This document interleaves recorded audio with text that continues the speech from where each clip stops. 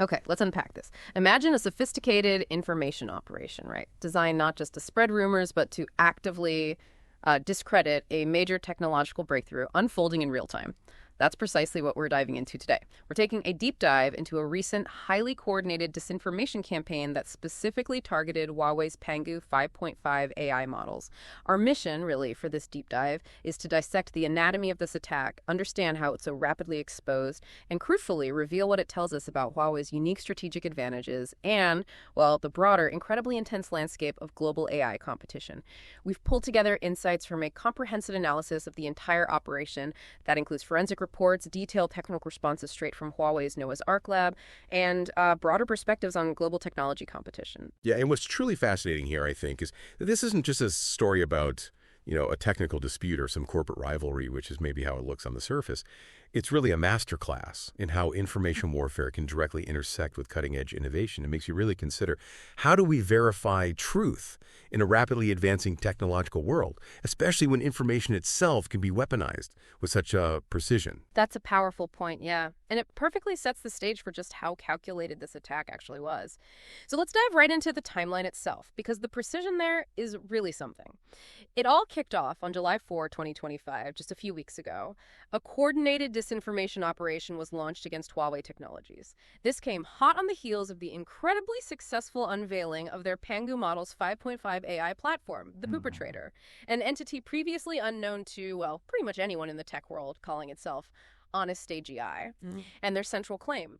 They used what they presented as academic research fabricated, as it turned out, to falsely claim that Huawei's open-source Pangu Pro MoE model had actually been plagiarized from Alibaba's Qwen 2.5 model. Right, and the timing of this attack immediately screamed strategic planning. I mean, it was launched just 4 days after Huawei open-sourced its Pangu Pro MoE model on June 30th. And just 2 weeks, barely 2 weeks, after the big unveiling of Pangu Models 5.5 at Huawei's developer conference on June 20th. This wasn't random. The timing was clearly calculated to maximize damage, disruption during that peak period of industry attention, right when adoption momentum for Pangu 5.5 would have been highest. And the choice of platform was equally strategic. GitHub was chosen over, say, Chinese open source communities like Kitty. That clearly signaled an intent to target Western audiences and media outlets, while simultaneously and quite cunningly creating plausible deniability about where the operation really came from. And the absolute centerpiece of this whole operation was this fraudulent research paper. It had this provocative title, right? Intrinsic fingerprint of LLMs. Continued training is not all you need to steal a model. The paper put forward what it claimed was a sophisticated technical methodology. It asserted it could create intrinsic fingerprints of large language models through statistical analysis of attention parameter matrices. Those are basically the math components that help a language model focus on different parts of its input to generate output. They claimed this method could detect model derivation even after extensive continued training. And the supposed proof: an extraordinary correlation of 0.927, they said, between Huawei's Pangu Pro Mo and Alibaba's Qwen 2.5. Sounds pretty convincing, right, on the surface? It absolutely sounds convincing if you don't dig deeper. But if you actually peer beneath that surface, this paper was just riddled with indicators of deliberate academic fraud. It makes it abundantly clear this was not legitimate research, not even close. First, the fabricated academic credentials. The paper listed 6 authors, all under this banner of the Honest AGI community. But extensive searches by various parties, including Huawei's own teams, revealed that none of these people had any discoverable academic history, no Google Scholar profiles, no legitimate institutional affiliations. They were essentially ghosts, like they were just conjured out of thin air. And even more damning were the fake citations and arcs of IDs in the reference list. It contained fabricated citations to non-existent publications with fake RxIDs, those unique identifiers you find on academic preprint servers like rxiv.org. This wasn't just an oversight or a typo. It was clearly a deliberate attempt to create this false sense of legitimacy for the paper. And finally, the writing style itself. It showed characteristics totally consistent with the AI-generated text. It strongly suggested the entire document was just produced through automated means, not genuine human research. A complete fabrication, basically. Start to finish. Wow. Okay, so given that blatant fraud, the next logical question is, how quickly did this all unravel? And the answer is remarkably fast. The debunking came down to a simple, yet totally devastating technical methodology exposed by Huawei's own Noah's Ark lab. They took Honest AGI's so-called fingerprinting technique and just applied it to 2 verifiably unrelated models. DeepSeek and Llama 2. And the result, they got a similarity score of 0.91. Think about that. 0.91. That's nearly identical to the 0.927 score that Anastasia used to accuse Pangu of plagiarism. Exactly. So this simple control experiment just conclusively demonstrated that the high correlation was merely an artifact. It was the method reacting to common transformer architectures, not some indicator of plagiarism. The methodology was fundamentally unscientific, completely unfit for its stated purpose. It seemed like it was designed to find plagiarism, not to objectively test for it. Yeah, and looking at the bigger picture, this strongly suggests the entire fingerprinting approach wasn't designed for legitimate research or discovery at all. Instead, it really looks like it was reverse engineered specifically to support predetermined conclusions, specifically to create a false narrative around Huawei. It's a classic case, really, of starting with the answer you want and then manipulating the research to get you there. And what happened next was this desperate, almost comical attempt at a cover-up, followed by some bizarre media amplification. Faced with the rapid exposure of their fraudulent methods, the Anastasia GitHub repository and all its contents were completely deleted by July 6, 2025. That's just 2 days after the attack launched. And this deletion happened immediately after the open source community started pointing out the fabricated references. Trying to hide the evidence. Exactly. But even after the evidence was gone, the damage continued. Yahoo Finance, a major media outlet, published an article titled, "Huawei's AI Scandal Just Exploded and Investors Should Be Paying Attention." This article completely recycled the narrative that had already been disproven. And what's truly baffling and really exposing about this article is its fundamental ignorance of Huawei's corporate structure. It focused heavily on investors and stock prices when Huawei is, in fact, a privately owned company. Its shares are also entirely held by its employees. Yeah, that's a massive oversight. It's almost like they didn't do even the most basic fact-checking on the company itself. Well, it raises a really important question, doesn't it? Why would a major media outlet publish claims after they had been thoroughly debunked, especially with such a glaring factual error about Huawei's basic structure? This clearly suggests the operation's true purpose wasn't about legitimate research or even accurate reporting. It was designed purely to create negative publicity and undermine confidence in Huawei's AI achievements. It points to either, severe journalistic negligence or, perhaps more cynically, a deliberate participation in the disinformation campaign itself. It wasn't about truth. It was about controlling the narrative. Okay, so we've unmasked the attack, but what was this whole operation really trying to undermine? Because it seems the true target was Huawei's genuine breakthroughs with Pangu models 5.5. And these models are impressive on their own merit. They represent true technological sophistication, setting entirely new benchmarks in industrial AI applications. We're talking about a 718 billion parameter deep thinking model. It uses a mixture of experts, or MOE architecture, with an incredible 256 specialists. And what's groundbreaking here is that this is the first comprehensive large-scale model developed entirely on Huawei's own proprietary Ascend chips. That's key. Right. This alone truly demonstrates China's growing comprehensive capability in AI hardware and software integration, from the silicon all the way up. Pangu 5.5 boasts 5 core capabilities: natural language processing, computer vision, multimodal processing, prediction, and scientific computing. And the efficiency is remarkable. By integrating these fast and slow thinking mechanisms, the model can adaptively switch its processing approaches. And this achieves an 8-fold improvement in overall model inference efficiency. An 8-fold improvement. And it's just staggering. And that distinction you made is crucial. Unlike many consumer-focused AI models from competitors, Huawei's Pangu models are specifically designed, right from the ground up, for industrial applications. And this strategic focus has yielded some truly remarkable real-world results. For instance, in government services, the Shenzhen Fujian District Government deployed the Pangu government model. It powers their intelligence service assistant, Xiaofu. Yeah. That was trained on over 200,000 government data records and shows incredibly high accuracy. Or think about manufacturing. Huawei's own production lines use the Pangu manufacturing model to develop complex production plans in just 1 minute. 1 minute. Is 1 minute. For a task that previously took over 3 hours. Think about that 3 hours down to 1 minute. That's an incredible leap in efficiency.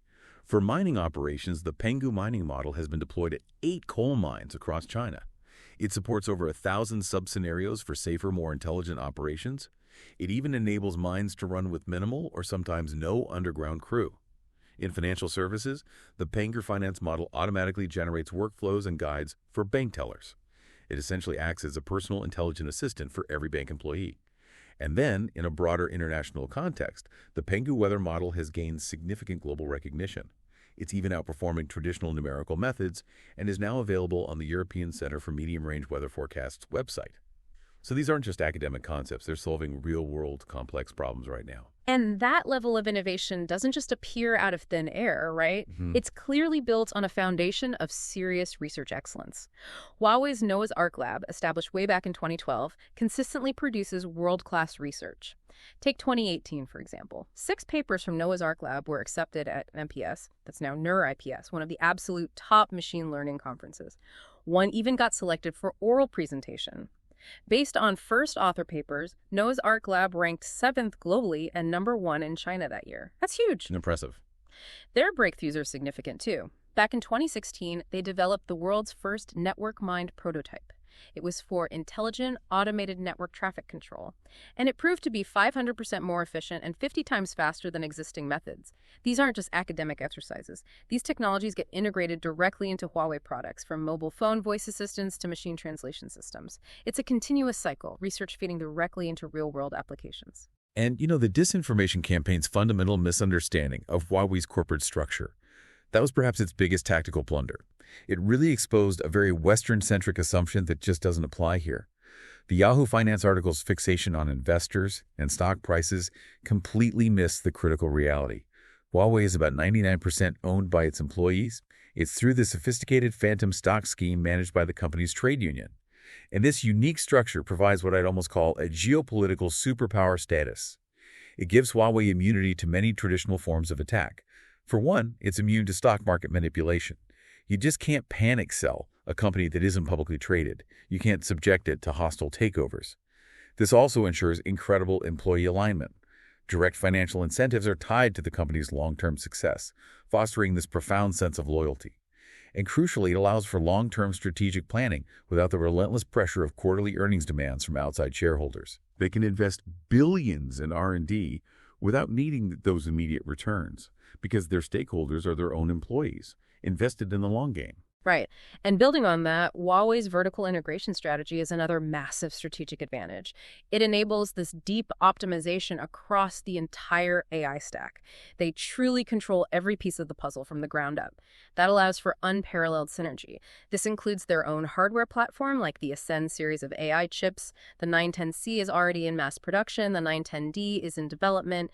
And these chips are designed specifically to optimize Huawei's own AI models. Yeah, that might. Exactly.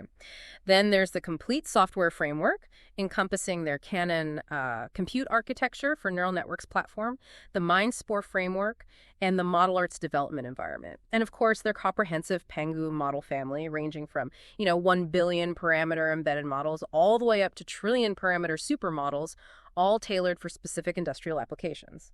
This all culminates in complete applications and services for various industries delivered directly through Huawei Cloud. It's a truly holistic, end-to-end approach that very few others can actually match. And what's fascinating here is how Huawei differentiates itself through specialization. While many competitors focus on consumer apps or general chatbot services, Huawei has strategically positioned itself in the more lucrative and, frankly, more defensible enterprise and government markets. This industry focus provides several key advantages. First, there are much higher barriers to entry for these specialized applications. They require deep domain expertise, complex regulatory compliance, things that are very difficult for generalist competitors to replicate. Right. You can't just pivot into that easily. No, not at all. This also leads to incredibly stable revenue streams. Government and enterprise customers typically sign multi-year contracts, providing predictable financial stability. And importantly, by focusing on critical infrastructure and essential government applications, Huawei naturally becomes strategically important to national and economic security, which creates a kind of built-in protection, you could say, against certain external pressures. And none of this would be possible without just a massive, unwavering commitment to research and development. Huawei invests approximately $25 billion annually in R&D. That's a staggering number. 25 billion. I mean, that's an eye-watering sum. And a significant 1/3 of that is devoted specifically to theoretical research. This isn't just about incremental improvements, it's about pushing the absolute boundaries of what's possible in AI and beyond.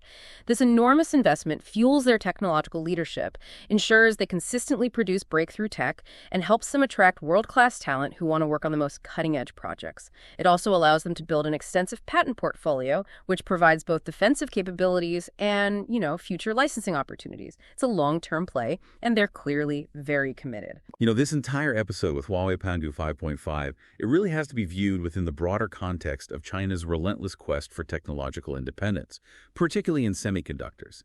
Since 2014, China has poured hundreds of billions of dollars into developing its domestic semiconductor capabilities, and Huawei is obviously a central player in that strategy. Now, while the ambitious goal of, say, 70% semiconductor self-sufficiency by 2025 might not be fully met, significant progress is just undeniable. China's semiconductor self-sufficiency has grown from roughly 5% back in 2020 to about 13.6% in 2024, with targets aiming for 50% by 2030. And what's particularly impressive, I think, is China's development of 7mm chip production using deep ultraviolet, or DUV, workarounds. They've effectively bypassed the restrictions on extreme ultraviolet EUV lithography equipment. That shows incredible ingenuity and, determination. Yeah, and in a fascinating, almost counterintuitive way, the external pressure, things like the export restrictions and sanctions, seems to have actually accelerated indigenous innovation within China. Rather than weakening them, these restrictions have kind of compelled Chinese companies, including Huawei, to develop their own alternatives, often at a faster pace. Necessity is the mother of invention. Right. Exactly. It's also led to market consolidation because reduced foreign competition in the Chinese market has allowed domestic companies to gain market share and scale rapidly. We also see the development of strategic partnerships as China builds alternative supply chains with countries maybe not aligned with certain sanctions regimes. And importantly, China's strategy isn't about creating just one single national champion. It emphasizes fragmentation and redundancy. This means multiple competing domestic suppliers, which builds resilience, drives innovation through internal competition, and offers strategic flexibility. It's a very robust approach, actually. And this really highlights the wider context. Huawei's case is just part of a broader pattern of information warfare, specifically targeting Chinese technological achievements. We've seen similar campaigns directed at other Chinese companies, right? From semiconductor firms like SMIC and Yangtze Memory Technologies to AI companies like SenseTime and Megvii, even other telecom giants like ZTE. This highlights a broader strategic miscalculation, I think, in understanding how to effectively target Chinese companies from a Western perspective. Traditional economic warfare tactics often rely on assumptions like stock market vulnerability, shareholder pressure, short-term thinking for quarterly earnings. Things that just don't apply to Huawei. Exactly. None of these assumptions apply to Huawei's employee-owned structure, rendering those tactics largely ineffective.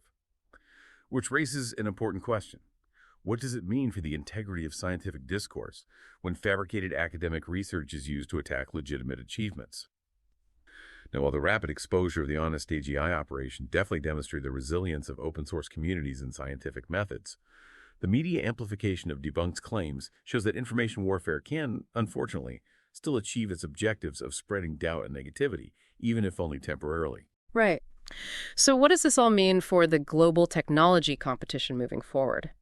The blatant ineffectiveness of this particular disinformation campaign against Huawei reveals some really crucial lessons, I think. First, genuine technical excellence simply cannot be faked. It provides a solid, verifiable foundation against false allegations that can't be easily shaken. Second, community verification, especially from the vigilant open source community, is incredibly powerful in exposing fraud. We saw that happen very quickly here. And third, structural advantages, like Huawei's unique employee ownership, provide a natural immunity to many forms of attack that would cripple a traditional publicly traded company.